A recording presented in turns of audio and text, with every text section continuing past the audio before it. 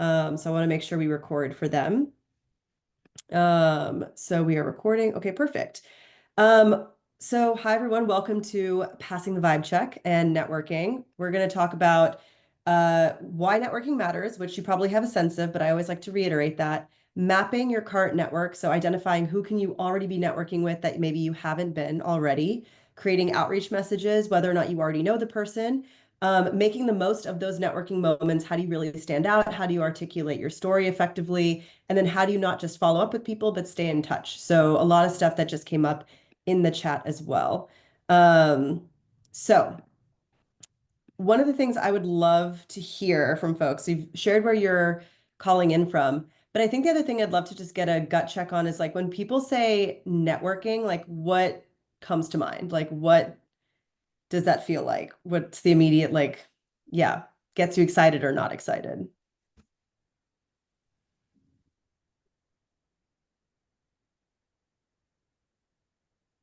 Job fairs, yep, that makes sense. Making a connection with people related to your field, career fairs, all of that for sure. LinkedIn. Yeah, we did a great session on LinkedIn yesterday, not just on like necessarily networking, but how to build like your actual LinkedIn community so you can actually bring more people kind of to you as well. So definitely check that out. So let's talk about why networking matters. Y'all have touched on a lot of this already. Big one is referrals, right? We know that the way that the market is right now, it is really competitive. We're not even going to pretend it's not. But one of the things that does make a difference is when you have a referral. And I can tell you, I've worked with job seekers for a long time. And when people finally incorporate networking into their job search strategy, they really do see a difference. So that is a very real thing. A lot of the people I meet who are 5 or 10 years in their career, I've heard many of them say, I can't tell you the last time I applied for a job. I only get jobs through referrals. Not the most fair system. There's a whole like topic on like why that's not necessarily the best way to do it, but that is the reality of how a lot of places still operate. The second, one is of course learning more about your industries of interest, right? I think a lot of people I talk to are trying to explore new fields, explore new industries, and a lot of the way that you can kind of get your foot in the doors, even just understanding that landscape. So networking is just a great like educational tool. Of course, getting advice on an application. For example, if you're applying to a company and you're looking for someone to give you a little bit of an insider scoop on what they really like to see in an application, that's super helpful. Finding out about opportunities you may not have known about. So there's a lot of debate on this phrase of like the hidden like job network or the hidden job boards, where it's like, oh, jobs don't always go live. Sometimes people just share them out through word of mouth. Some people swear that doesn't happen. Other people swear it does happen. I have seen it. I don't think everybody does it all the time. But the reality is, there are a lot of examples I've heard of people finding out about job opportunities before they ever hit LinkedIn or Indeed. And if you are one of the early applicants, you're going to have a really big advantage. So, again, when people know you and have a relationship with you, this can be a really big moment of advantage. And then finally, building community and support. Because I think for a lot of folks in this room, obviously top of mind is like landing a job, which understandably that should be the thing on the top of your mind. But I think the other thing that's really important is thinking about your career longer term, right? Like, how do I build a sustainable, successful career? And part of that is building a network of friends, of mentors, of people who can support you and that can kind of have your back as everyone is building their career together. So don't discount what even that peer support and mentorship support can do for you. And then the last thing I want to kind of touch on in terms of like broad strokes networking stuff is you are not annoying people. A very, very common feeling I hear people have is like, I'm worried about being annoying. I'm worrying about kind of being an inconvenience. I don't want to ask people for stuff. It's such a normal feeling. The way that I speak to this is imagine someone from your high school reached out to you and said, hey, I saw that you attend this school, or I saw that you did this program, or I saw that you worked at this place. It seems super cool. Like, are you open to 30 minutes so I can learn more about your experience? Chances are, if someone reached out to you and said that, you'd be like, oh my God, yeah, I'm happy to talk about it. Like, let's find time to chat. You wouldn't be like, oh my God, this person's so annoying, right? Like, if they reach out with, ideally even at like some sort of point of commonality, like you went to the same high school, but even without that, if they're reaching out politely and in earnest and with excitement about something that you are also excited about, you're going to want to talk to them. And the reality is, we all do this in our careers at every stage. I've had people who are in their 50s reach out to me for career advice, and I am in my 30s. I have reached out to people for advice who are in their 20s, even though I'm in my 30s. So, like, everybody's always asking everybody for advice. So, you are just sort of part of that cycle, and it's totally normal and it's really important. So I'm going to pause there and see if there are any questions before we get into the tactics of how do you actually go about networking and getting started.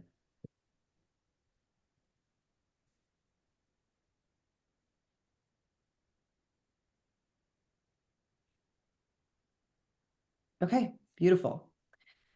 So the first activity we're going to do today, and this is a silent activity, is mapping your current relationship.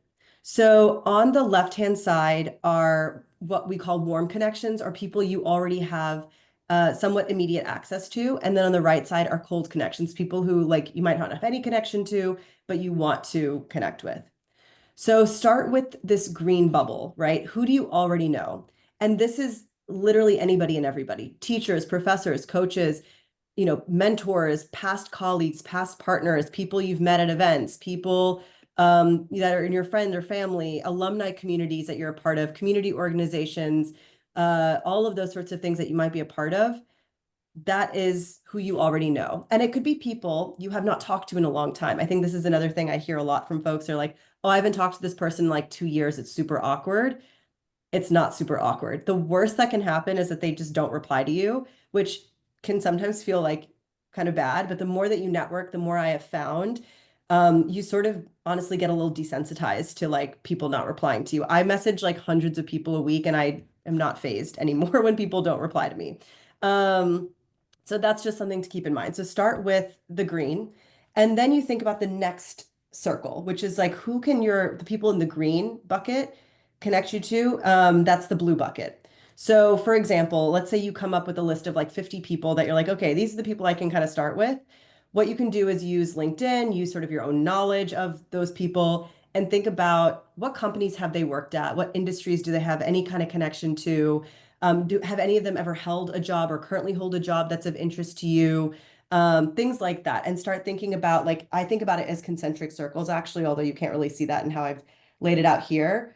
But your inner circle is the people you have immediate contact with, and then the next part of that circle is like, who can they connect you to? So that's sort of the left-hand side of this section.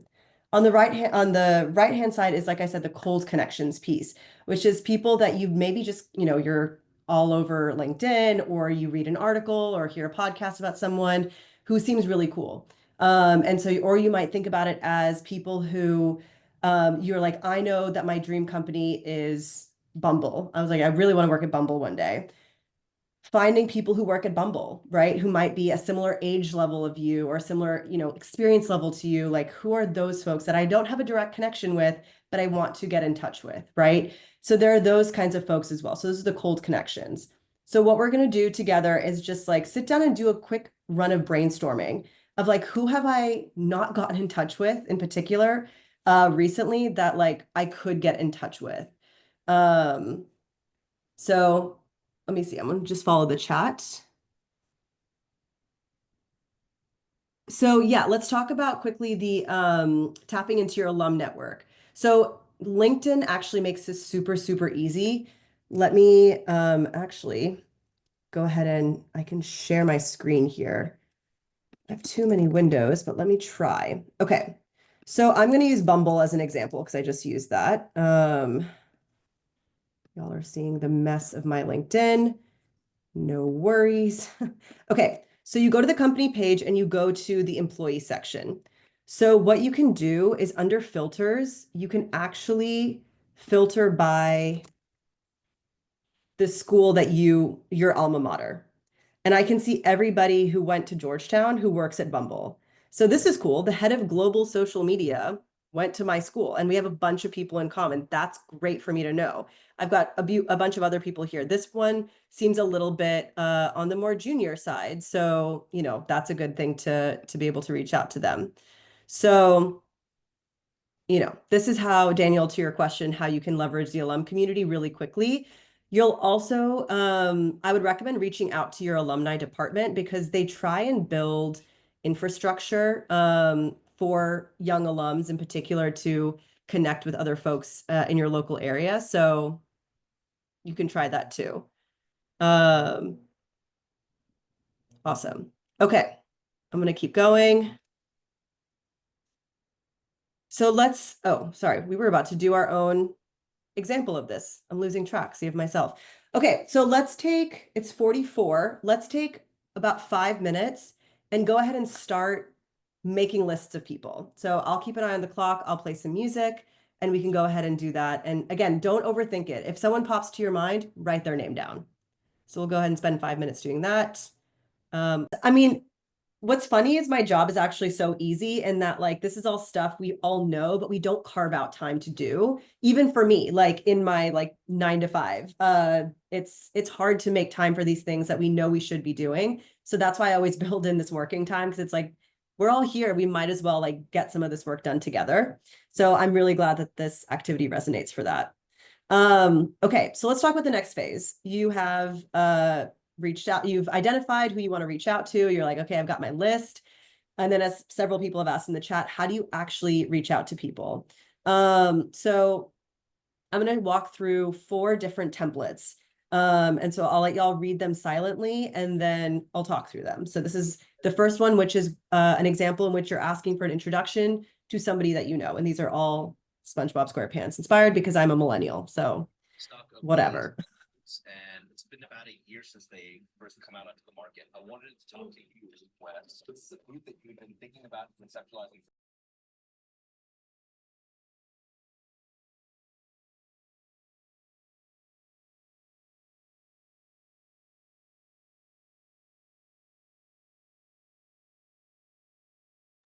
Okay. So there are a few key elements here. One of the things I'll say in general, these are my templates. These are not the only way to do it, but what I like to point out is like why these work, and then you adapt them for your own writing style, your own communication style, the context in which you are reaching out to someone, all of that. So the first thing is in paragraph 1, you are personalizing this message, right? This is somebody that you know. So like any kind of personal detail that you can throw in there, any kind of like kissing butt you can throw in there, great. Second is very clearly making your ask, right? You mentioned that you can connect me directly to Mr. Krabs about the business development analyst role at the Krusty Krab. So like very clearly, like this is why I'm reaching out to you is to follow up on this thing that we talked about. And then the third is make it really easy for them to help you. So I did this with like 7 different people today in my own job. I found like 12 people I wanted to get introduced to. I reached out to people that I knew that I through LinkedIn could see that they also knew. Said, hey, do you happen to know these 3 people? If so, here is a short blurb you can use to copy paste to make it really easy to make those introductions. And I've gotten a bunch of responses because I've made it very easy for people to help me. That's exactly what this person is doing here. It shows that attention to detail. It shows that you are being mindful of who you're talking to. And then in a perfect world, which I will say even I forget to do sometimes, circling back with Squidward and saying, hey, Squidward, I want to let you know that I had a great conversation with Mr. Krabs and I've just submitted my application. Letting them know sort of how it went is a really, really great touch. But this is the formula. These are the elements that make this kind of outreach really successful. It's personal, direct, and you make it easy to help. Make sense? We'll do 3 more. Okay, this is a slightly different one. So I'll let y'all read this again.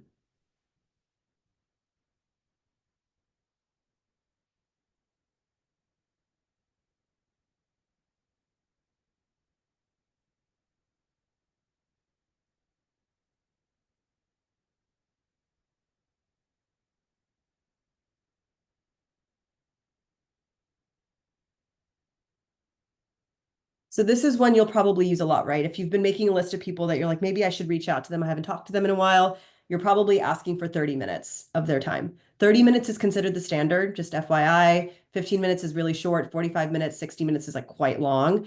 So 30 minutes is kind of best practice. But in this example, again, you're personalizing the first paragraph where you're maybe reminding them of how you met, or again, you can kind of personalize this whenever way makes sense for the context in which you're reaching out to that person. This middle paragraph is the one that you can have like copy pasting you're using for everything. It doesn't have to be written individually for every outreach. But you can see I have not spent like a ton of time going into every single detail of what I've been up to the last couple of years. I'm hitting them with like the three most relevant pieces of information, the headlines of what's up with me. And then again, making my ask really, really clear, very specific, and very reasonable. I'd love to talk to you for 30 minutes. And I also think what's a really good touch is like telling people what you want to talk about. A lot of people reach out to me asking for advice or asking to talk to me. And it's much easier when someone says like, this is specifically what I'd love advice on versus people saying, can I talk to you for 30 minutes when I don't really have context on what they want to talk about. So it's, again, just a helpful way to mentally prepare someone of like what you're going to be talking about. So this is one that I also find is really helpful. It's personal. Again, it's specific and a clear ask. So I'm going to pause here and see um, if people have questions. No, 30 minutes is truly the standard. Like most meetings that people have in general in their like work life is 30 minutes. So that's kind of like the standard for everything. So 30 minutes is not too long.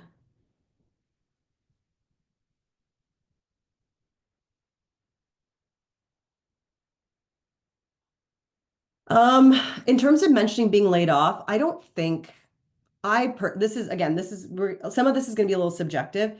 I definitely don't think that it seems desperate. I think people know that this is the market that we're in.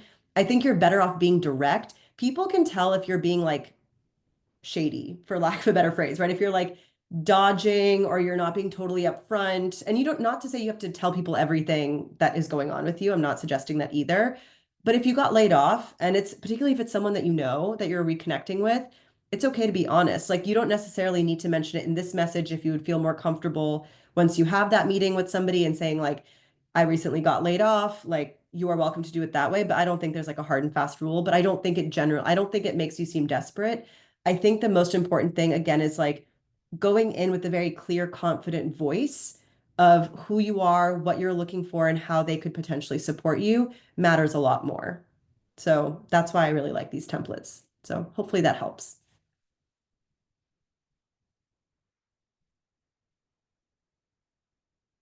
I think whether or not you disclose like that you've been laid off is totally personal. I think to Faisal's point, like it's important to focus on what you bring to the table, but also trust your own gut on your relationship with that person. That wouldn't be like the majority of what you're spending your time in the meeting talking about, but again, like I think it's better to be upfront where it seems right to be upfront. Okay. So let's talk about reaching out when you don't know the person. And you, let's say in the example that I just shared, right? Like, let's say I wanted to reach out to Candace at Bumble. We've got a ton of mutual connections. The first thing I would probably do in this situation is look through my 37 mutual connections and reach out to people being like, hey, do you know Candace? Like, can you introduce me? That's like the first place I start. But let's say it's someone like Samantha who like we have someone in common, but like I don't actually know Ravi. This is like a random person on my LinkedIn, but I want to reach out to them and I just want to connect with them and send them a message. But there's no one to really introduce us. I'll show you what those examples look like. I hate the Zoom toolbar at the top that like interferes. It's just a side note. I wish they Maybe would you change. can hide it. Sometimes you can hide it, You but can hide it, but then I can't act and then I you can't get back it and again. forth. I need to Yeah, access it's the annoying. settings. And it hides Okay. forever. So cold outreach, I'm gonna let y'all read this again for a few seconds and then we can talk about it.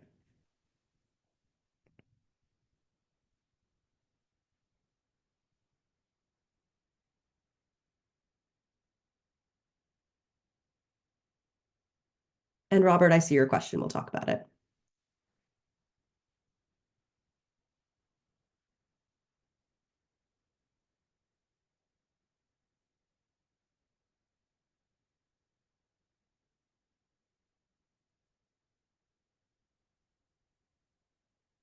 Okay.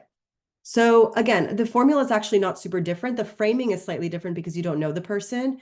But again, the key is personalizing it, right? So if you're doing a lot of cold outreach, people can tell if think about it this way. We all know when we're getting spammed by like DMs from somebody, right? When someone is like copy pasting the same thing over and over. And people are experiencing a lot of that right now, particularly on LinkedIn. So something I'll just share anecdotally is like I've been doing a lot of cold LinkedIn outreach for probably 6, 7 years.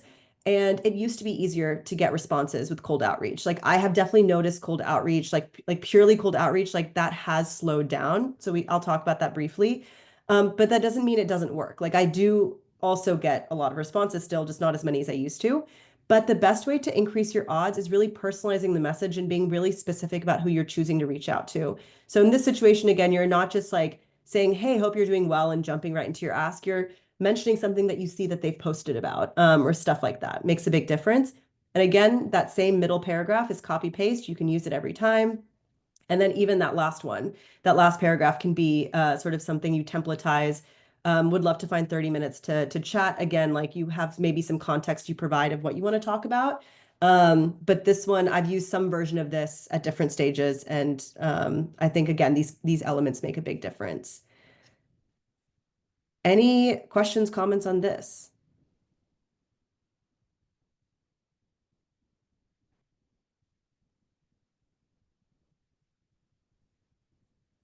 Is Cool.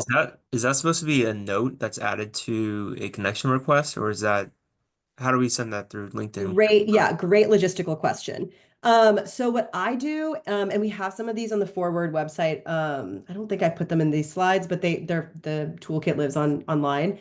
There you can have like a standard three because it's 300 characters to connect. So what I do, so again, I'll use the example of if I was messaging one of these like Georgetown people, in my connection, I would probably add a note saying like, "Hey Samantha, connecting as a fellow Georgetown grad who's really passionate about dating apps and innovation.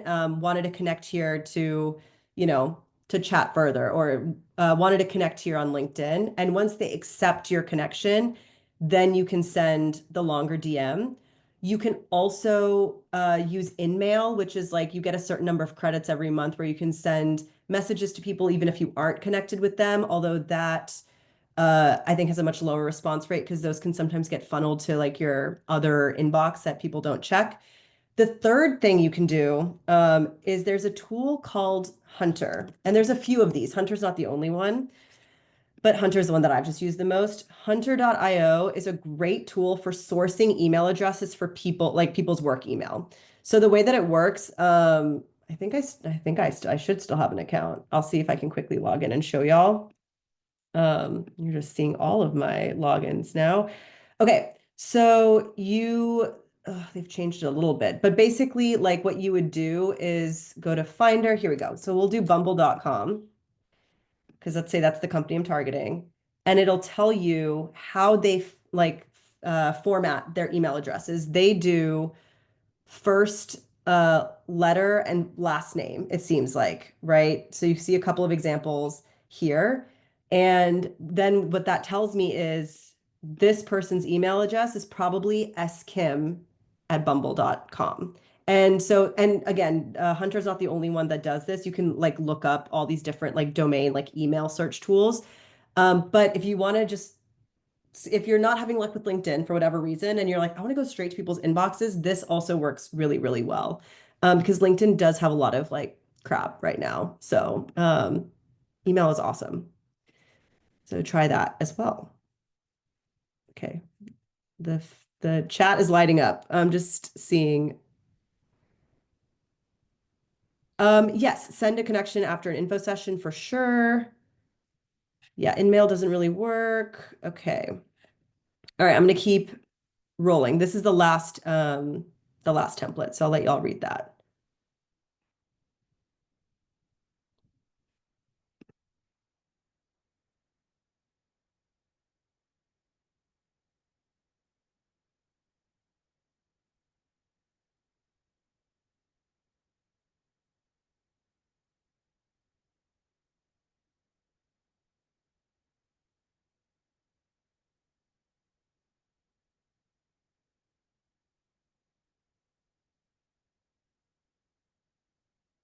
Okay. So the reason I point to this one is because another question that comes up is like, what if, like, it's just another way to reach out and like stand out. So what I like about this is it comes with a really specific question. So it is still about a job. But let's say it's somebody who maybe can't provide a ton of like specific support on the application. So as an example, let's say I was applying to a finance job, but the person I'm reaching out to is on the like DEI and like HR team, as an example. So like this would be a good way to again relate to somebody, kind of meet them where they're at and make it personalized. So this is just another way that you can do it. Okay, beautiful. So let's take another 5 minutes and pick someone on your list, someone that you know, someone you don't know, whatever it is, and let's actually practice writing some of this. What I'm going to do is I'm going to drop these templates, all 4 of them, into the chat. So let me grab those.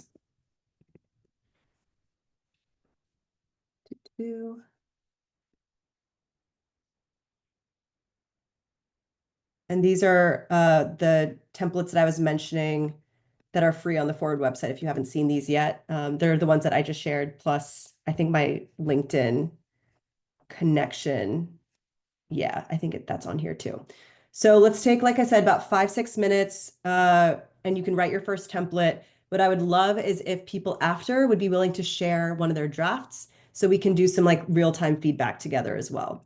So I'm going to go ahead and play a little bit of music. I'll keep an eye on the chat and then we'll reconvene in a couple of minutes.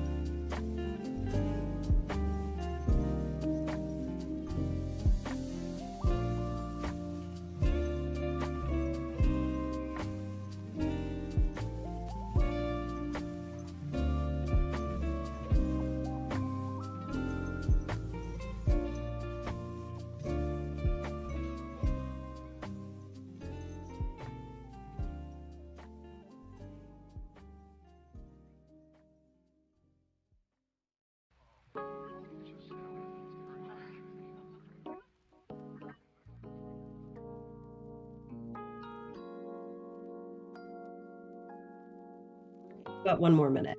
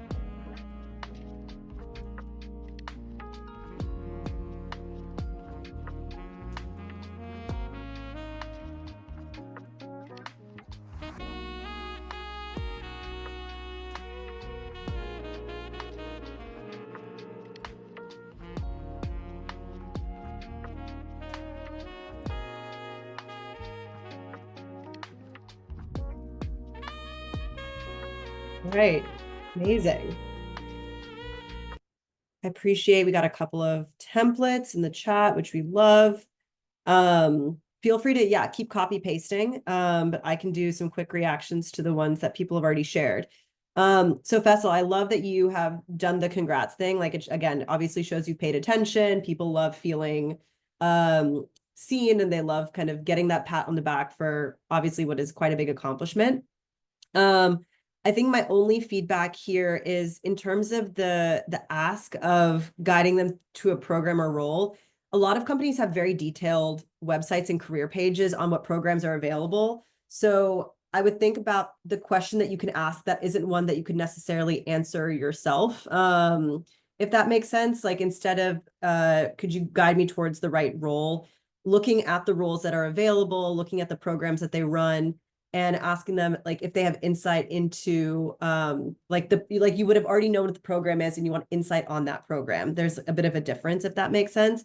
But you don't want to get caught in the trap of them replying saying, yeah, here's the link to our career pages, and sort of being like, that was my response, if that makes sense.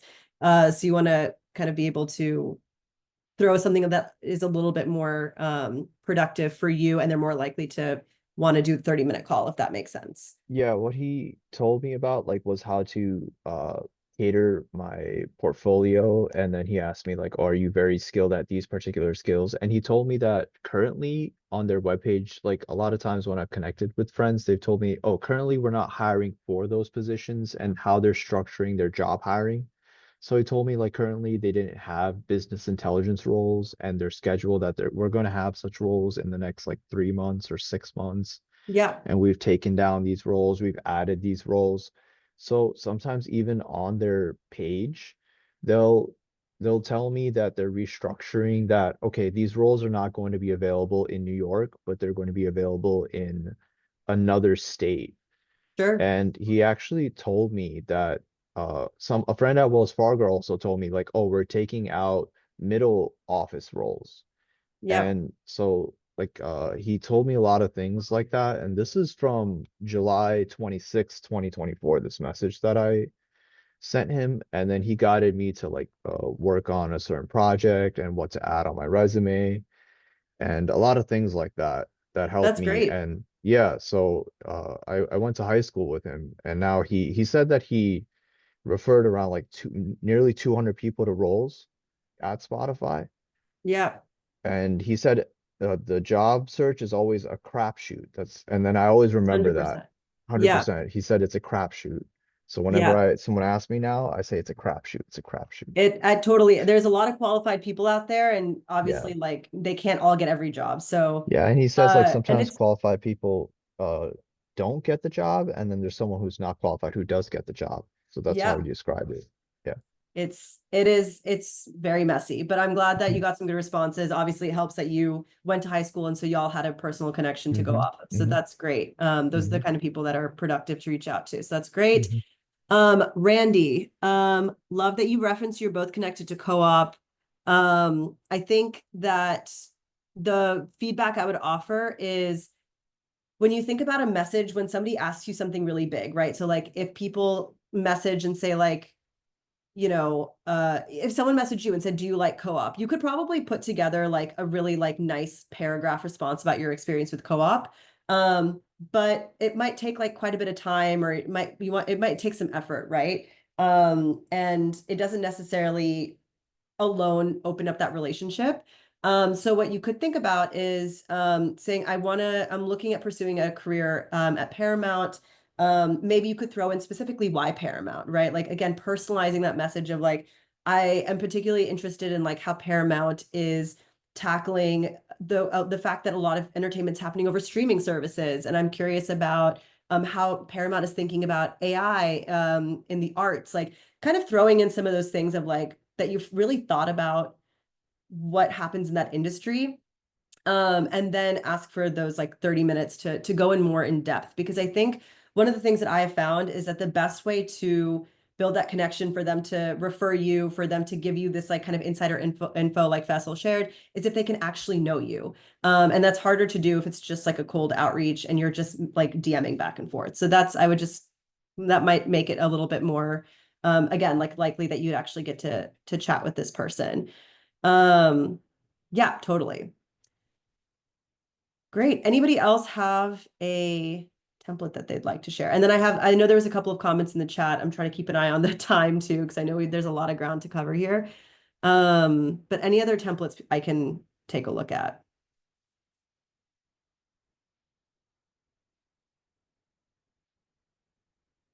Okay, cool. So one comment was on this question of like friends and like how like personal to be when you're doing networking. I think there's no perfect answer here, but here's what I will say, having talked to a lot of recruiters in my time, and having worked with a lot of job seekers, to this conversation of like likability and like it's not just purely merit that gets people jobs. Again, that's not a fair system. Like that's a separate issue of fairness, unfortunately. But what I have found for so many people is that like a lot of the times it comes down to if they feel like that person will really show up, if we feel like they will be a good fit for the company, if we think they'll put in that effort, if we can kind of like feel like this is a good person and they're going to get the job done. Particularly for more junior roles. I will say for more senior roles, like that's a whole separate like thing of hiring your next CFO or whatever. A lot of unlikable people unfortunately get like very senior level jobs, but I'm talking about those like more entry level junior mid roles. And so there is this balancing act of building a connection with the person. They don't need to be your best friend, but I will tell you the most effective meetings I have with people are the ones where we build some sort of personal connection. Do we stay buddies forever? Probably not. But people want to root for people that they feel a connection to. So take that for what you will. And then there was another comment that I wanted to address. Oh, like if you don't have everything perfectly polished, is it okay to reach out to people? Definitely okay to still reach out to people. I think be thoughtful about who you reach out to when. Like I would be thoughtful about sequencing. Like for people that you have a good relationship with, it's lower stakes. Like you don't need to worry about everything being perfect. If you happen to land a meeting with like, the head of product at some company that you're really excited about, like you do want to make sure you're a little bit like buttoned up. If they say, "Hey, I'd love for you to apply to this job tomorrow," like you want to be ready to apply to that job. So I think that's the way I would think about it. It doesn't all have to be done at once, but just be a little bit mindful of that sequencing. So those are my rapid fire answers on that. All right. So now let's say you've booked the meeting with someone. Great. You're going to have a coffee chat. You're going to do 30-minute Zoom, whatever it is. These are the things to think about. And I've sort of touched on some of this already. The biggest thing is like, what are you hoping to get out of the conversation? This is something that almost nobody does, but it makes a huge difference. So thinking about, is my intention with this meeting to get a referral? Is it that I want to learn more about the company? Is it that I want to understand where are my skill gaps? Like what should I be working on my resume to be more competitive? Is it that you want to learn about the industry and other companies that maybe you should put on your radar? There's a lot of different things you can be trying to get out of a conversation. Is it that you just want them to like you? Like that also, it could just be that. So think about like what is your top goal? And then do your research and come up with questions and a bit of a strategy before you go into that meeting that guide you in that direction because people are willing to help, right? A few people have said this in the chat. People are down but you have to make it easy for them to help you. So a common thing that I found when people reach out to me, for example, is uh, people will often come in and be like, I need a job, like, what should I do? And I'm like, that is a huge question. I don't even know where to start. Like, where are you struggling? What kind of job? Like, what have you already, what's your strategy been? And we end up spending 20 minutes of the meeting kind of trying to understand what they're doing. And then only 10 minutes is spent on advice. But if someone comes in and says, so I've been doing the mass applying thing. This is my current strategy. This is what I've been doing, and it isn't yielding anything. Where should I be looking for jobs, or what should I be changing about my strategy? Is a much more productive question. They've thought about what they're looking to get out of that meeting, and I can jump right into the helpful information much more quickly. So be thoughtful about what you want out of that meeting before you go in. The way to start that meeting also makes a big difference. So this is, again, something I see a lot, is that people kind of join the call and say, hey, yeah, like I've been looking for a job and I can't really find anything. But they haven't given me context on, again, what they're looking for, what kind of industries, what their approach has been, what's their background, like any of that. So it makes it hard to know where to guide them.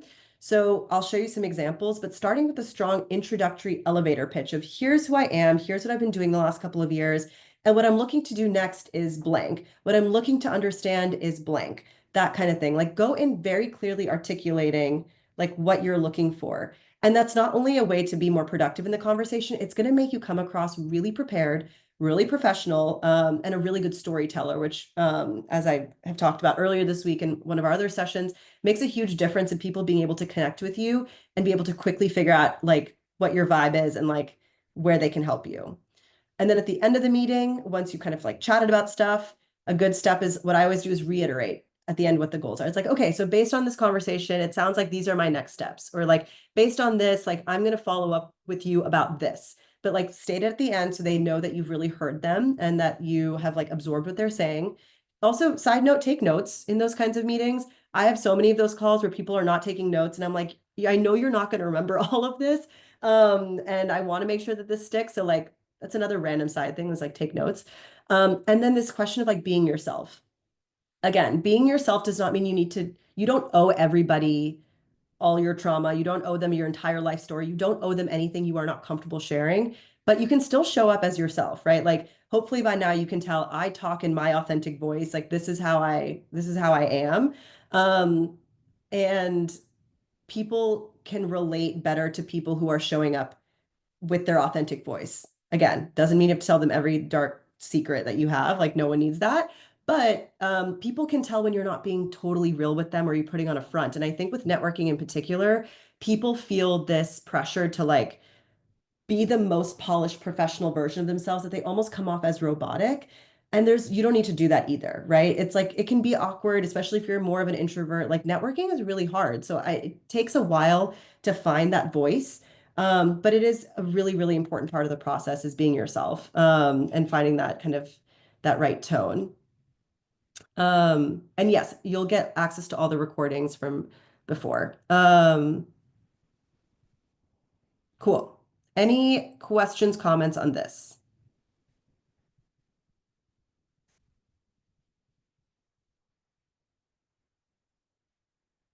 Yep. Okay.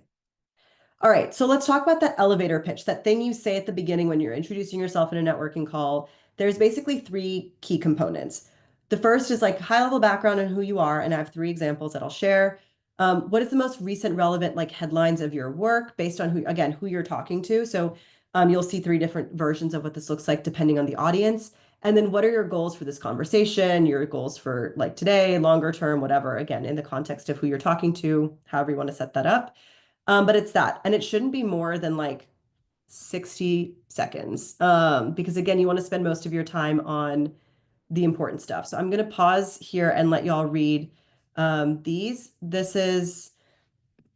Excuse me, these are all like real versions of me, but they all sound very different depending on who I'm talking to. So, excuse me, I keep burping. See, authentic. I have to burp today. Read these and then we can kind of talk about them.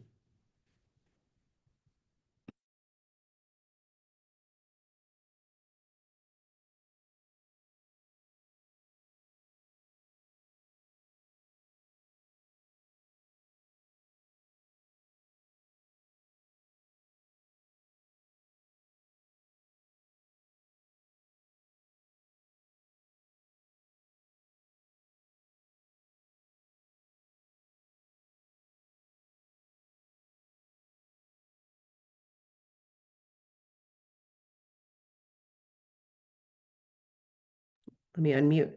What stands out to people here on elevator pitches? That you're connecting on something besides professional topic like Bollywood movies, Urdu, music, but then it's Mm-hmm. with women's rights, education, maybe these are topics of that person. Maybe Exactly. they are Indian, maybe they are in women's rights and education somehow that's related to what they do, like a nonprofit, and you're connecting with them on those topics. That's possibly you know that person, but they don't know you, and that's why you're speaking about that. Exactly. The second one is like in this example, I'm reaching out because they work in politics and Indian cinema and they want to I want to talk to them about that. So that's exactly right. And then on the Okay. left is obviously much more of like what my corporate job was, Mhm. which was, working in marketing. But yeah, these are the same person, but because the audience is different, because the job I'm interested in is very different, I'm talking about very different things. And that's like the big thing I want people to kind of take from this is that rather than feeling like I need to talk about undertone and talk about my love for Bollywood and talk about South Asian society, like that's a lot of information. And for different people I'm networking with, I'm going to focus on different elements of my story because I want to set the right tone of what I'm looking to get out of it. And this is the third one. Again, this is a whole different angle of my story. So I'll let y'all read that.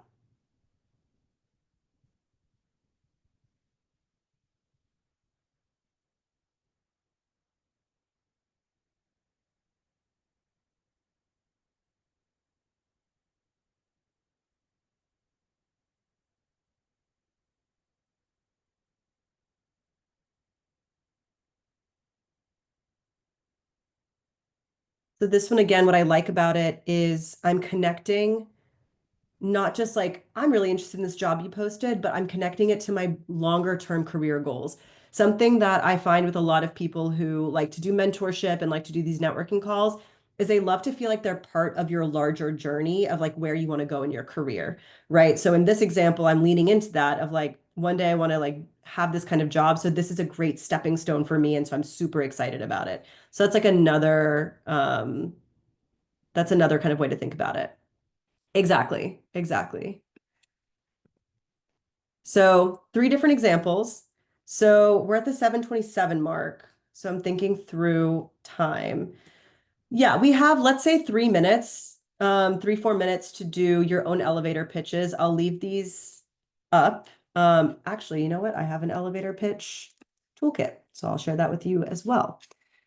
There we go. So you can have these up and we'll take, let's say 3, 4 minutes and you can draft your own version. Again, think about who on your list you might have reached out to and how would you uh, do your elevator pitch for them. So I will keep time and we'll get started.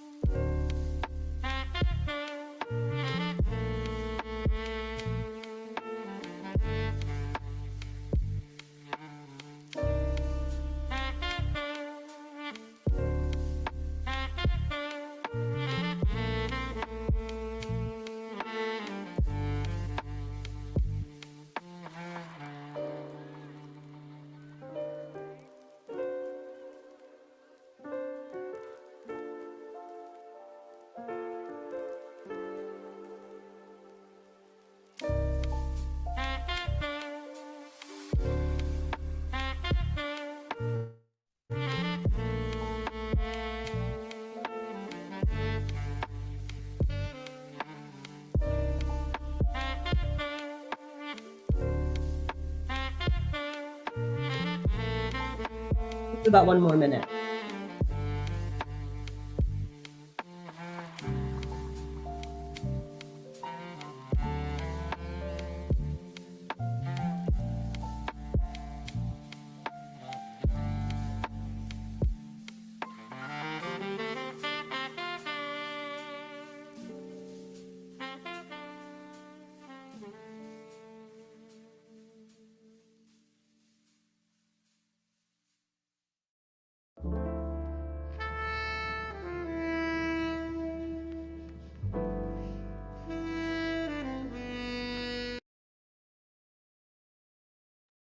Okay. Anybody have an elevator pitch draft they want to share? Otherwise, we'll get into the next section. Final section? I think it's the final section.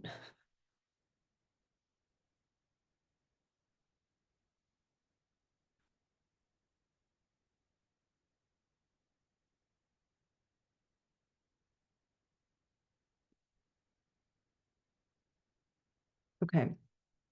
As always, I'm going to try and keep up with the chat as well. All right, so you've had the meeting, crushed the meeting, and now you want to stay in touch with people, right? So obvious first step, or maybe not obvious, but something I'll remind y'all to think about is staying in touch, is sending a thank you. Sorry, my computer does that. Sending a thank you the next day. Something that I do just because I can like lose track of this is after the meeting, while like the notes are fresh in my head, if I have time, is I'll write the thank you note like immediately after the meeting and then send it. So you can like send, like you can schedule when you want it to arrive in their inbox for like 8:30 or whatever the next morning. So if you're somebody who has trouble keeping track of that, that's one thing you can do. But it can be super simple. You're just thanking them for their time. I like to reiterate specific things that we talked about that were really helpful.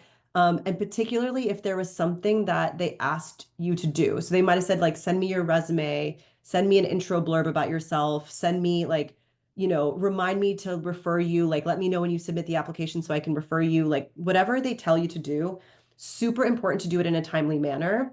When I have worked with students, and we were doing a lot of mentor matching in my previous nonprofit, like mentors would notice if they gave students things to work on, or like they said they would do them certain favors, but then the students didn't follow up like very quickly. And so it's just an important thing. Timeliness here really is critical. So just something to keep in mind, even if it's that you're getting delayed, like send them a note saying, hey, I know I told you I would get you this resume. I just want to give you an update that you'll have it from me by end of day tomorrow. Like even stuff like that makes a big difference. People like that communication. Keep some sort of running tracker. I've seen like crazy spreadsheets of like everybody people have ever networked with. You don't need to do something so hardcore. You can keep a Google Doc. It can be in your notes app on your phone, like whatever your system is, but keep a running list so that you can remember who you've been chatting with. Um, and then check in regularly. So let's talk about this, right? Because people often are like, well, what if I don't need anything? I'm not necessarily applying for a job there. Like, how do I stay in contact with folks? So there's a few things that you can do. Every month, let's say, if you go to your notes section, let's say that's where you're tracking people you've networked with, just check in once a month and see who have I not talked to in a while? Like, who do I need to touch base with? Can be as low key as that. The next level is potentially like setting calendar reminders of people that you want to stay in touch with. Now, you don't need to do monthly check-ins with everybody. Like, I think part of this is understanding the right cadence. So generally, like, this is where your kind of social intuition and like just being able to sort of read that person. And if you're not sure, you can't really read their vibe, ask them directly. That's also fine. But some people might be like very invested in you, be like, let's talk every 6 weeks. Like, I want to have a standing check-in with you. Some people who maybe are more senior or busier and like don't have that kind of time, maybe you send them an email every quarter with an update on what's going on with you. Like everybody's cadence and everybody's relationship is going to be a bit different, but somewhere between 1 and 4 months, depending on who it is, you can do a check-in. And it doesn't have to be that you're asking for 30 minutes of their time every month. This is another thing I think it's easy to lose sight of. This is something I will say selfishly, I wish more people did with me. If every quarter one of my former students sent me like just an email being like, hey, I hope you're doing well. Like I wanted to let you know what's going on with me, how things are going with my job search, just give you an update, and I hope you're doing well. Like it's nice to get those updates without having to actually have a whole sit down meeting, unless of course it's necessary. So it can be as simple as just sending those kinds of updates. Other things you can do when you see articles or podcasts or things in the news that make you think of that person, send it their way. If you see that they got promoted, if you see that there's a certain win at work, send them a note, let them know that you saw that. The most impressive thing I've seen people do who are really disciplined about this is people have set Google alerts for people or companies that they're following. So when something happens, they have an excuse to reach out. So again, if I had a Google alert for Bumble, and something happened at Bumble, I would come to my inbox and then I could email Candace from Bumble, or like we were looking at earlier, and be like, oh my God, I saw y'all just launched this new thing. That's so cool. Because that shows her I am paying very close attention to what's happening at Bumble. And I guarantee very few people are doing something like that. So that's kind of like again, if you want to really go the extra mile. So yeah. Yeah, that's what I would say. Okay, checking the chat. I think you can send a thank you note the same day. I think that sending it like towards the end of the day, if you've chatted with them at noon and sending them in a thank you note at 5, I think it's totally fine. I don't think there's like a hard and fast rule there. I don't think acting too quickly is a bad thing. Google Alerts, yeah, is again, I've seen a few people do that, and I don't even do that. Like that's really impressive, but it makes a big difference. Awesome. Any other questions, comments on this?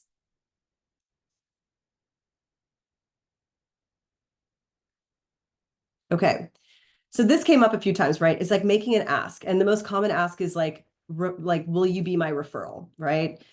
So here's the thing about referrals is, as Faisal said, like someone at Spotify had referred like 200 people. The reason people do referrals is a lot of companies, particularly bigger companies, have a financial incentive for employees who make a referral that ends up getting hired. So what I mean by that is if Faisal's friend at Spotify referred Faisal and Faisal got the job, that dude at Spotify might have gotten like $1,000 check as like a bonus for referring someone successfully who got hired.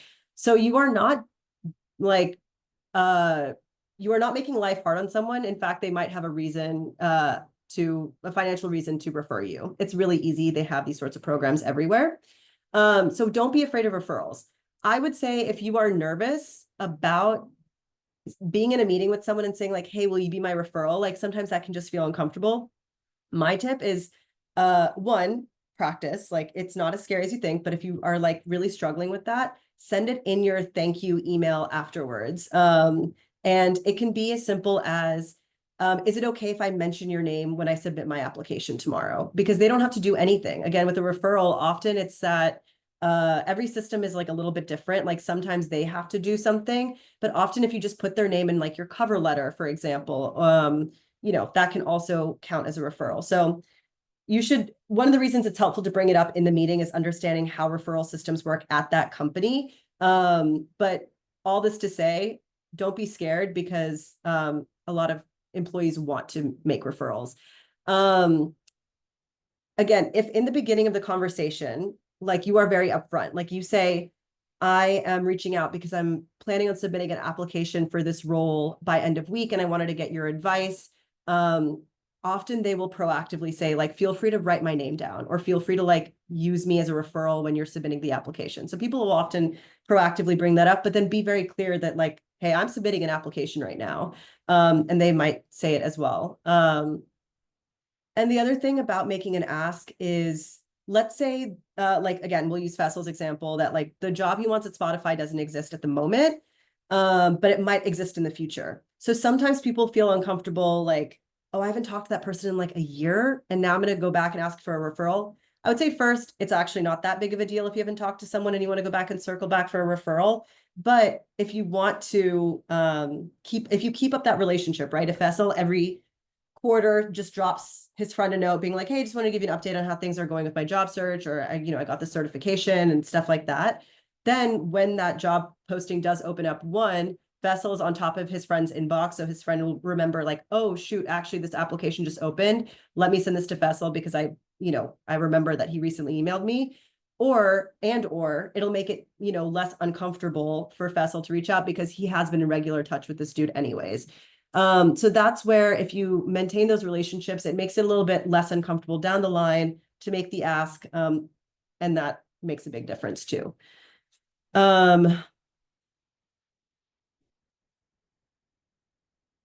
Yes, you should definitely like let someone know you're using their name. Like I wouldn't do it without giving them the heads up. But again, it's no effort on their part, so isn't really an issue. Or shouldn't be an issue, shall I say. But yeah, consent, always important. Okay, how can we show that we meet the qualifications of the role? So this is a good question. I would say like, trying to figure out, there's a lot of ways I can answer this. I mean, if you're having the meeting with that person, right? If you're doing the 30 minutes where you're like getting advice on your application, part of that conversation, especially if you're doing your elevator pitch properly, is making it very clear very quickly, like, hey, I'm like qualified for this job, right? So that isn't necessarily, that should take care of that. If you're reaching out to someone cold, or you're reaching out to someone and they don't necessarily have 30 minutes, but you're wanting to ask if there'll be a referral, you can always attach your resume and saying like, here's, my application, or here's my resume for reference. But let me know if you'd be open to me using your name as a referral. Again, they can review your application. But sort of as we've been saying, like a lot of these companies are incentivizing employees to refer them. And what I generally find is employees are like, I trust my HR team or whoever to find the qualified person. Like, I don't need to necessarily do that vetting. So I wouldn't overthink that piece, but there's a lot of really quick ways that you can demonstrate that you're qualified so that they're not worried about it. Hopefully that answers that question. Yeah, great. Any other questions on this? Because referrals, making an ask, all of that, I think is obviously a big one. Yep, being active, like maintaining your profile through LinkedIn, staying active contact with people, all of that makes a big difference too. Any other questions on this?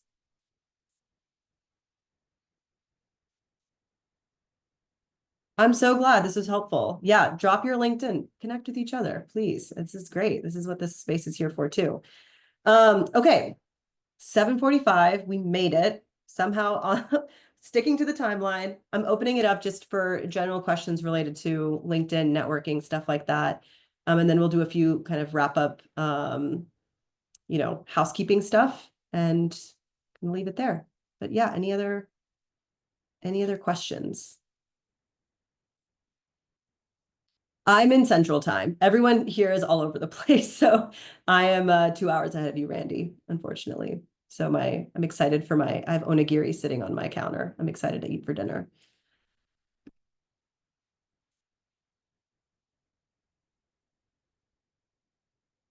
Okay.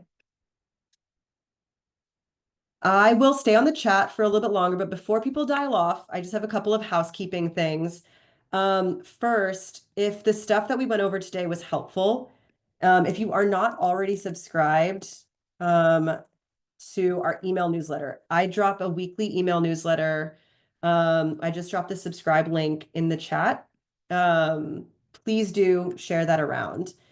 The other link that I'm going to share really quickly is if the session today was helpful and you had friends who were not able to attend, this type form is something your friends can fill out to request access to this recording and these slides. So everybody who like RSVP'd will get this stuff regardless. But if you have other people in your life who would find this helpful, just send them this type form and they can fill it out, and we'll send it to them directly as well. And obviously this is all free as always. But yeah, I think that's it for me. Any final thoughts, questions, any big takeaways that people have from today? Would love to hear those as well.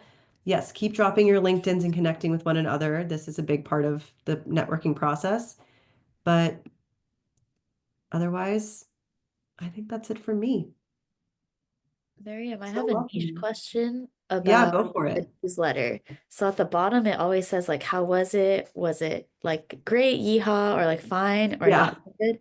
And it just links me when I click on it to, I guess, sign up for the newsletter. So I'm wondering if you actually like get the feedback and like it's a poll or what is I it? do. Yeah, no, that's a great question. There is a little poll at the bottom and we can see when people click on it. So, I appreciate you doing that. I don't know why it redirects you, but I do collect the data does come through. So, Perfect. yeah. Thanks. This is a Of great workshop. course. Thanks for being here. Yeah. Awesome. All right, y'all. I'll hang back, like I said, if people have questions. But otherwise, have a wonderful, wonderful evening, no matter what time zone you're in. I'm in California, Bay Area. So my time is 5:47 now. Nice, nice. The sun is about to go down here, so gonna probably watch some Netflix and eat my late dinner. I'm very excited about it.